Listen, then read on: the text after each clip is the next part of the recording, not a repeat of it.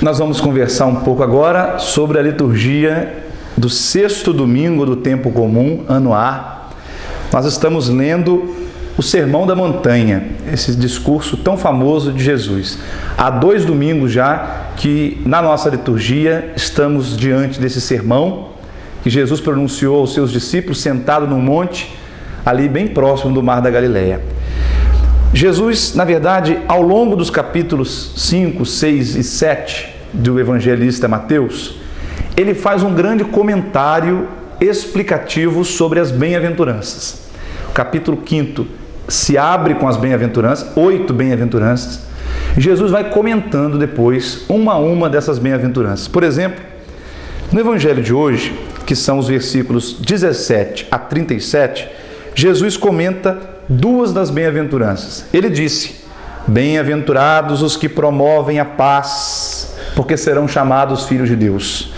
Por isso, no evangelho de hoje, ele começa falando: ouvistes o que foi dito aos antigos, não matarás, quem matar será condenado pelo tribunal. Eu, porém, vos digo, todo aquele que se encoleriza com seu irmão será réu em juízo. Quem disser ao seu irmão patife será condenado pelo tribunal. Quem chamar o irmão de tolo será condenado ao fogo do inferno. Ou seja, Jesus está comentando aquela bem-aventurança que diz: bem-aventurados os que promovem a paz. E ele fala do perdão, ele fala da reconciliação, que é necessário primeiro ir reconciliar-se com o irmão antes de trazer a oferenda ao altar do Senhor.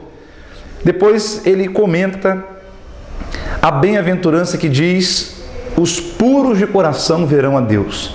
Bem-aventurados os que têm o coração puro.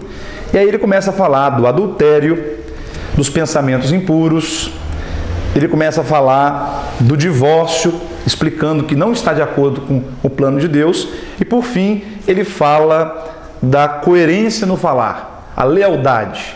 O vosso sim seja sim, o vosso não seja não. O que passa além disso vem do maligno, disse Jesus. Então, esse discurso, Jesus está fazendo uma comparação desta lei dele, que é o sermão das bem-aventuranças, com a lei de Moisés. Jesus está explicando aqui que ele não veio para abolir a lei de Moisés, e sim para dar pleno cumprimento, para elevar ao pleno significado a primeira aliança. Então Jesus, ele se encontra na mesma tradição de Israel. Ele não rompe com a tradição de Israel.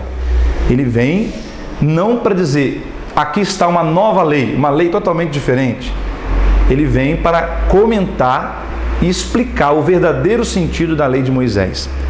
São Paulo, na primeira carta aos Coríntios, que é a segunda leitura desse domingo, fala da misteriosa sabedoria de Deus que estava escondida desde toda a eternidade e que é revelada agora em Jesus.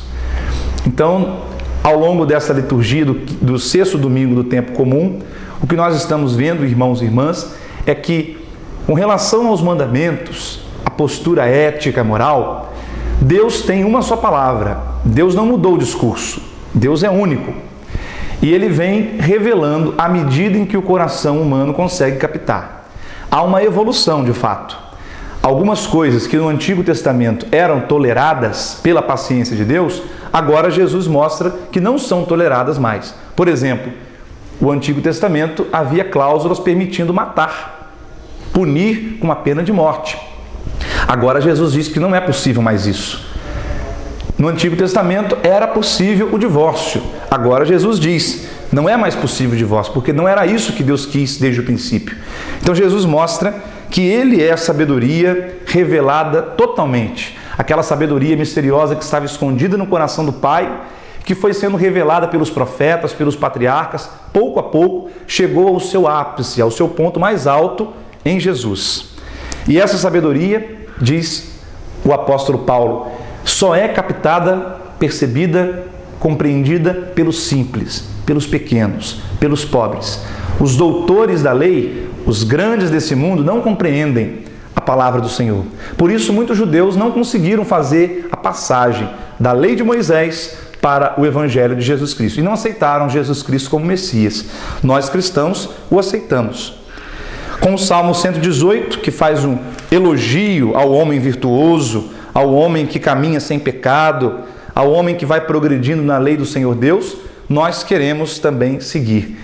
Que esse domingo, na Sagrada Liturgia, meu irmão, minha irmã, ajude você a se encantar ainda mais pela palavra de Jesus e a dar a sua adesão mais sincera a Ele.